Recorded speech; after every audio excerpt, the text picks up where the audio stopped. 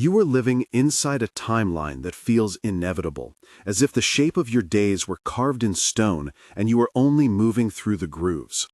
That sensation, habit as destiny, has been sold to you as normal. Work, relationships, setbacks, the same emotional weather.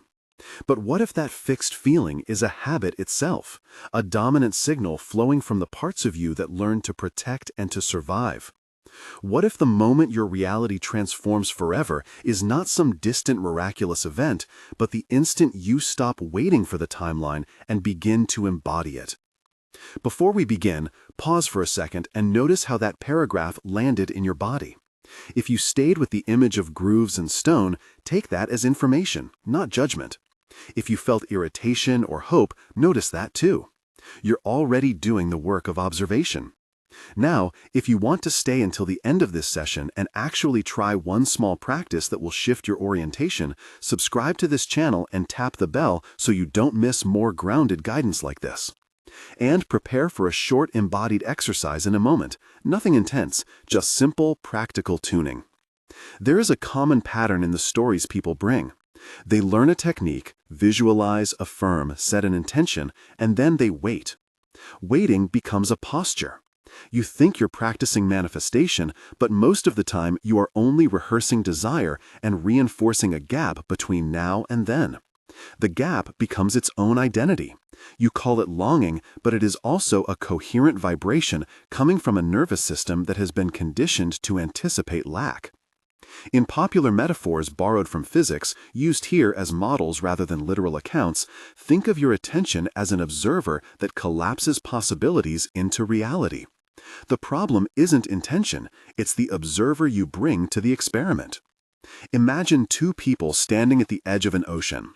One wants to swim to an island of possibility far offshore.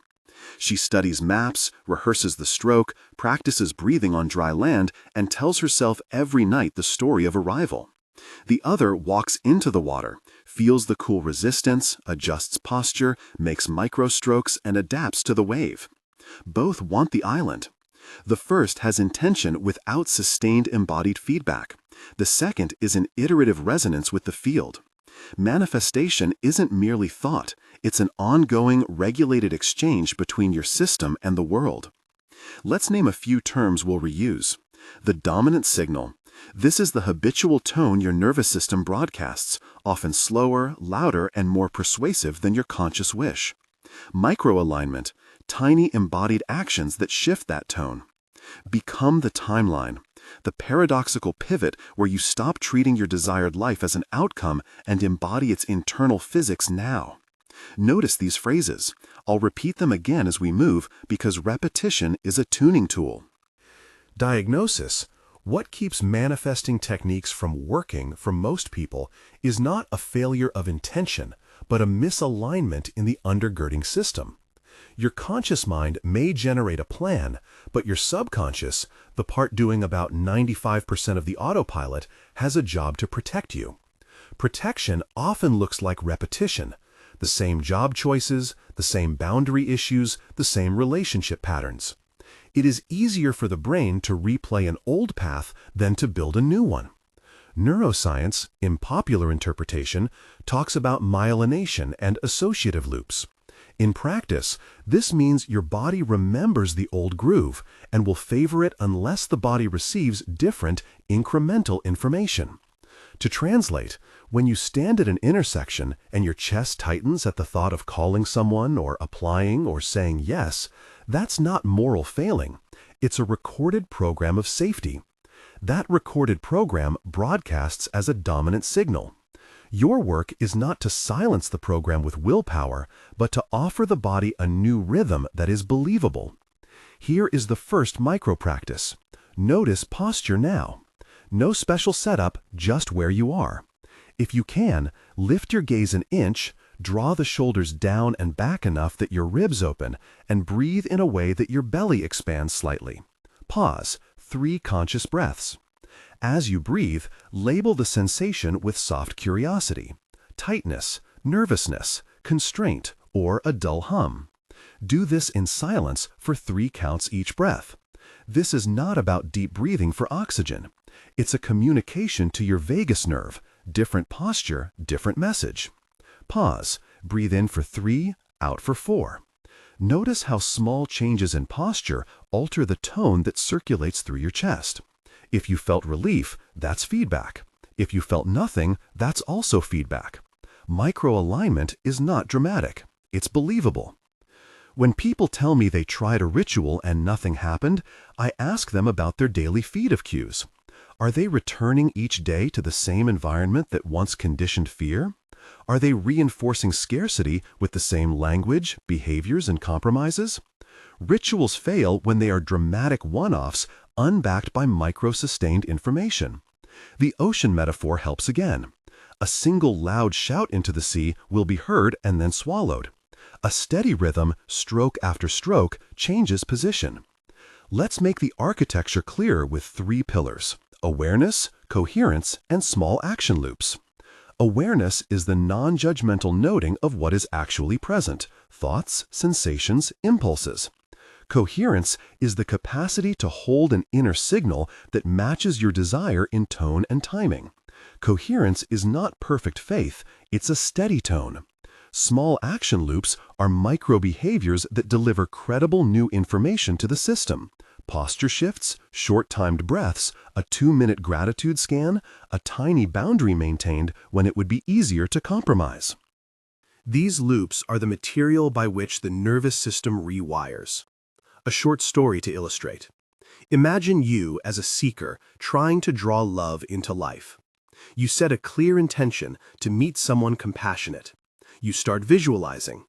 But each time your phone buzzes unexpectedly, you glance at it with a stomach flip, assuming bad news or rejection. You come from a history where being available meant cost. Your nervous system, therefore, interprets the intention as a risk. The dominant signal becomes be wary, not open. So your behaviors, even subtle ones like declining invitations or scrolling anxiously, maintain the old reality regardless of visualization. The pivot is not more visualization, it's an embodied recalibration. Answer the next call with a soft voice. Allow a slight pause before responding to a text. Notice the texture of safety in a held breath. These are small, believable acts that over time alter the field. We can practice one such credible act now, a 2-minute safety check. Sit or stand. Place one hand over your heart and one on your lower belly. Breathe gently. Name 3 things in this moment that are neutral or positive: the weight of the chair, the sound of distant traffic, the sensation of fabric on your skin. Speak them softly out loud or think them. Pause. 2 breaths. Then, with a small exhale, imagine the word safe as a waveform that settles in your chest.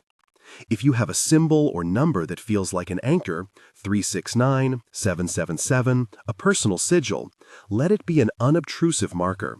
Envision it briefly as a soft glow in your palm. This is not magical thinking. It's a psychological anchor that ties present sensation to an internal signal of possibility. Repeat this loop once more.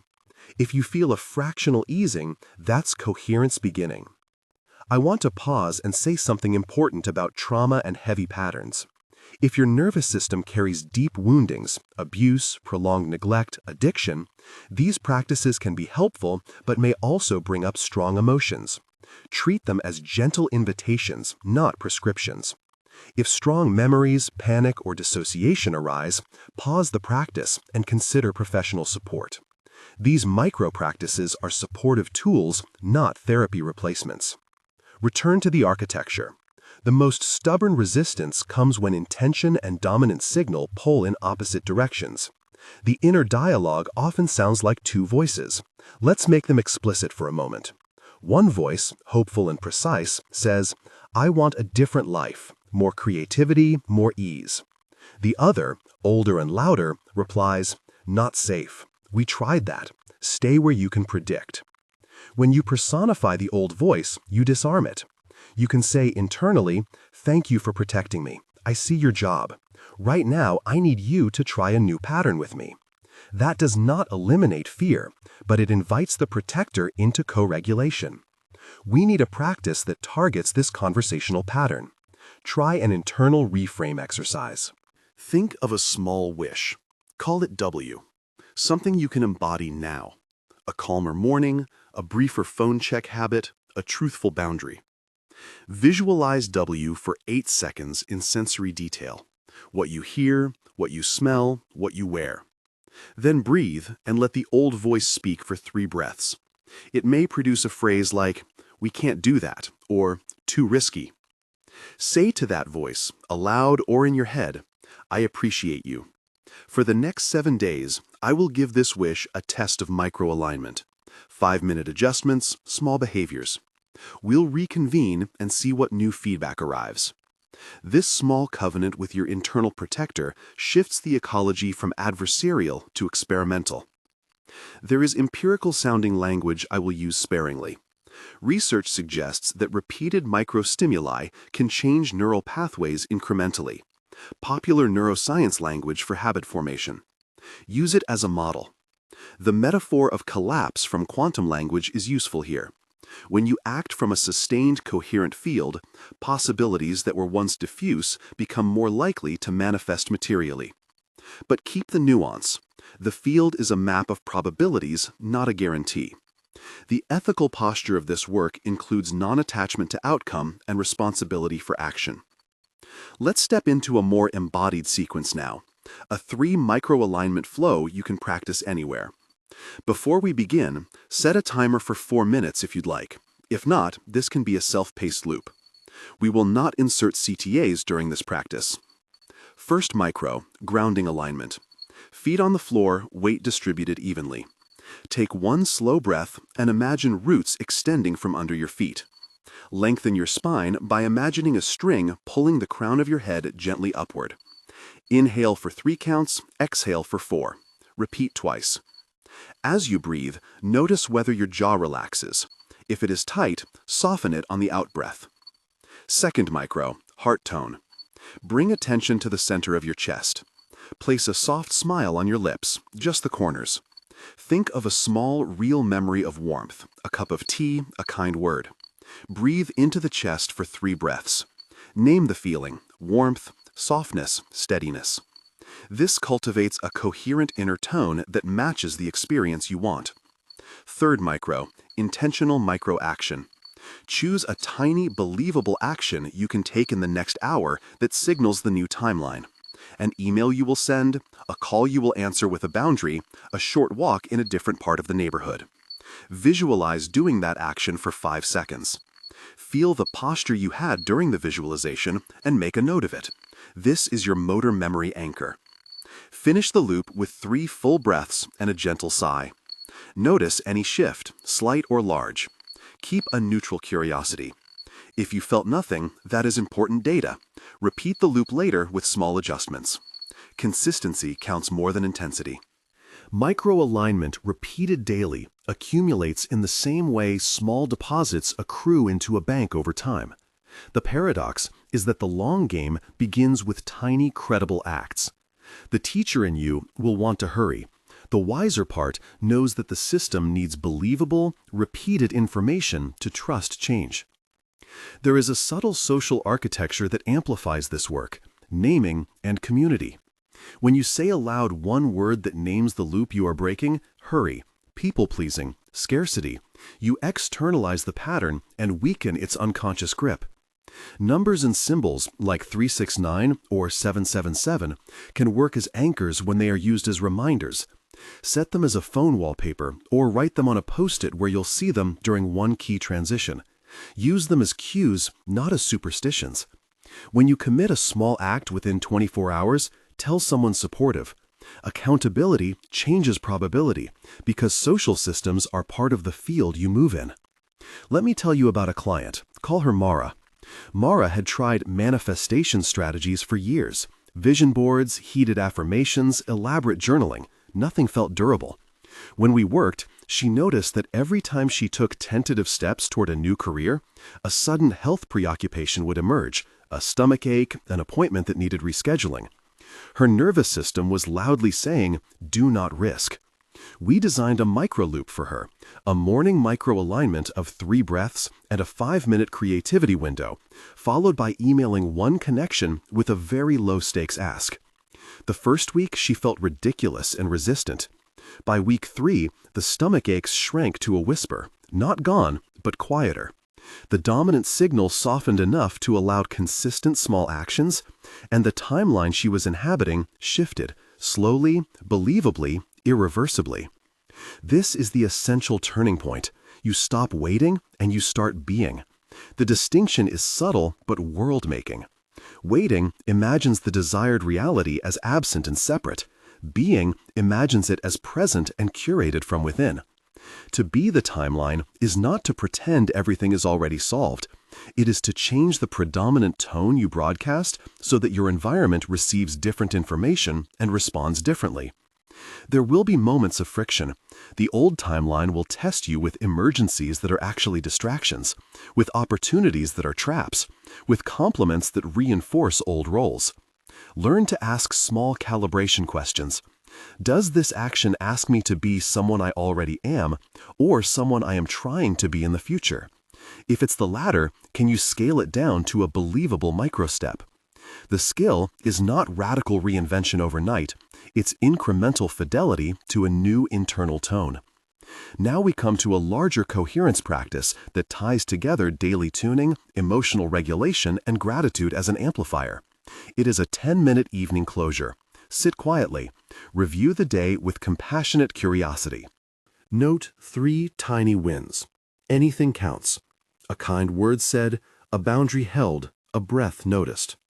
For each win, underline the bodily posture you held during it. Was your chin up, your chest open, your voice soft? Record one sentence. Today I embodied X by doing Y. Then breathe and register the feeling in the body. Close with a 2-minute breath and a small expression of gratitude, not for outcomes, but for practice itself. Gratitude here is a stabilizer. It doesn't force miracles, but consolidates coherence. Before we move on, I want to emphasize again, none of this promises guaranteed material outcomes. What it promises, backed by experiential plausibility and models of habit change, is increased probability. It also promises agency. You can influence the dominant signal you broadcast. That influence is slower than a wish, but steadier than waiting. In the coming section, we'll meet resistance more explicitly. Fear, disguised as practicality. Nostalgia, masquerading as loyalty. Social pressure, dressed as realism. And we'll outline how to have one courageous conversation that redefines a relationship or a job cadence. We'll also practice a brief guided visualization that aligns your physiology to a 6-week timeline, making the future feel believable now. For now, rest with the small sensations you noted during the practices and honor whatever surfaced. Curiosity, skepticism, relief, discomfort. These are all part of diagnostic information.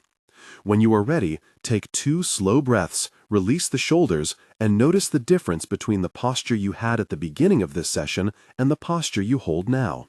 Even a small tilt toward openness is evidence of shift. Keep the micro-alignment loops accessible. Post them, program reminders, practice them when you feel the old groove pulling you back. The moment your reality begins to transform forever is less a single event than a threshold of accumulated believable actions. You cross it by being consistent, curious, and compassionate with yourself. Now, let us name the resistances you will meet so they stop masquerading as wisdom. Fear, disguised as practicality, will speak in sentences that sound sensible. Wait until the market calms. Finish what you started here first. You'd be reckless to change now. Its job is to slow you down until your biography fits the safety of memory. Nostalgia, masquerading as loyalty, will tell you that leaving a role or pattern would be betrayal. We built this together. This is who you are. Remember when we needed you. It binds identity to history. Social pressure, dressed as realism, offers verdicts from the gallery. It's not realistic. People will think you're unstable. You have responsibilities. Each one is a lever on the nervous system. Press it and you will pull toward the old groove. The practice is not to white-knuckle these responses, but to translate them into diagnostic questions. When a persuasive voice appears, ask 3 short, clarifying questions to the felt sense in your body. What is this voice asking me to avoid? What would I lose if I listened to it now? What small, credible step would honor both the concern and my new timeline? If the answer to the third is none, the voice is obstruction. If the third offers a shrinking of scale, a micro step you can imagine doing next week without breaking integrity, then you have a calibration path. One courageous conversation often rewrites a relationship's cadence more effectively than months of avoidance. It is not a grand confession or an ultimatum. It is a measured redefinition. Here is a template you can adapt. Memorize the rhythm before you speak. State observation, claim intention, request a small experiment, close with gratitude. A practical script. Observation. Brief, non-accusatory. I've noticed that I've been quieter about my own projects and that I sometimes say yes to tasks that put my goals on hold. Intention. Short, personal. I'm stepping into a different season where I need more time for a new direction. It matters to me, and I want to honor it. Request. Specific, time-boxed, low demand. Can we try a 6-week experiment where I reduce my involvement in X by half and check in after 3 weeks to see how it's going? Boundary language. Clear, kind. If this doesn't feel workable, I'll propose alternatives. I want us both to be comfortable with the change. Gratitude softens social friction. I appreciate you listening and wanting the best for us. Notes on delivery. Keep your voice steady and at a slightly lower register than your habitual reactive tone. Stand or sit with an open chest and softened shoulders. This lowers the likelihood of conversational reactivity. Expect an initial resistance. Name it aloud.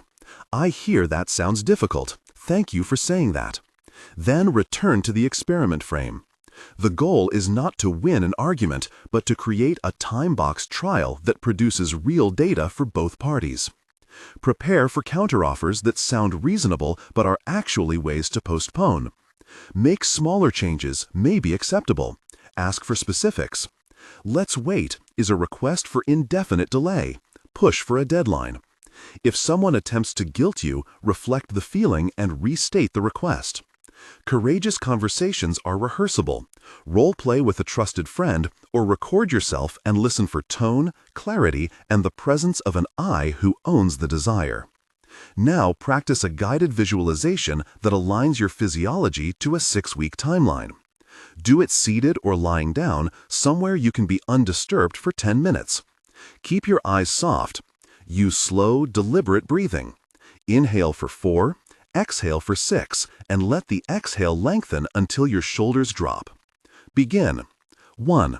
Grounding, 1 minute. Feel the points of contact, heels, sit bones, forearms. Let attention settle there. Name internally, grounded. 2. Present inventory, 1 minute. Gently scan the body and notice where uncertainty lives. Tightness in the chest, clench in the jaw, stirring in the belly. Breathe into each tight place for 3 full cycles and notice the softening. 3. Future sight layering, 4 minutes. Imagine waking one morning 6 weeks from now. Picture the light in the room, the sound of your keys or the kettle, the rhythm of your breath. See yourself moving with a slightly different posture, chin slightly lifted, shoulders relaxed back, a steadier gait.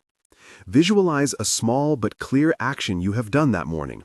A 30-minute creative window filled, an email sent, a call taken on your terms.